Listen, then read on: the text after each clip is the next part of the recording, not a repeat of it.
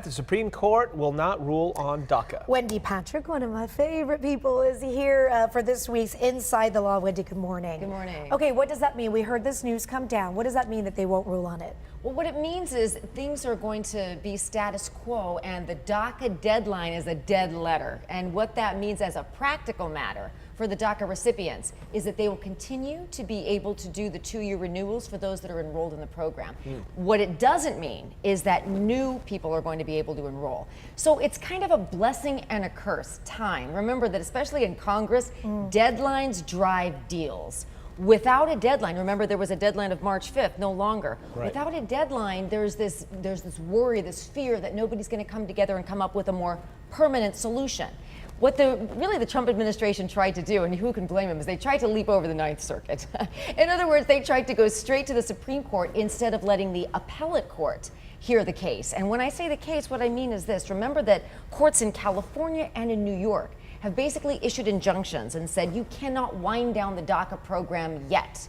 We're going to make sure we're going to put a stay on that. So what the administration was trying to do is get the Supreme Court to say, no, decide this now, or at the very least, invalidate the lower court's ruling, which they didn't ask for. So far, so good. So they can still renew the work authorizations, correct? And that kind of thing? Absolutely, absolutely. And what the Supreme Court said, by the way, is not no, you can't, but not so fast. Do it the right way, which means go through the appellate process.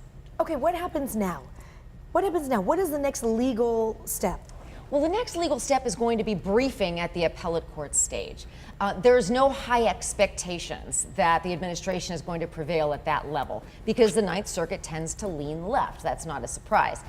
But what is expected is once that ruling goes not in the favor of the Trump administration, as they believe, then the Supreme Court will be able to hear it if they choose. And everybody believes that this is one of those issues that the Supreme Court definitely will take up, which will be great because we'll have an answer one way or another. Yeah. The uncertainty and the fear of millions of these dreamers, that still hasn't gotten any better. It hasn't, and that is one of the reasons that both sides, it's a bipartisan goal to have some kind of closure, to have some kind of, as the administration is finally putting it, a path to citizenship for the people that are in the program. Once that takes place, if it does, that'll be something that will really take care of the uncertainty that these dreamers have as to what's going to happen in the future, and can they then embark on a permanent path instead of having to renew every 2 years. So what about a time frame for a lot of these folks kind of Raul, that is a great question because that is the problem when you say, okay, well, now we're going to start the appellate court process. Right. It's a long process, but it's not a process that takes forever. Remember, one of the things that the Supreme Court said in denying the opportunity to weigh in is they look forward to an expeditious resolution. What does that mean practically?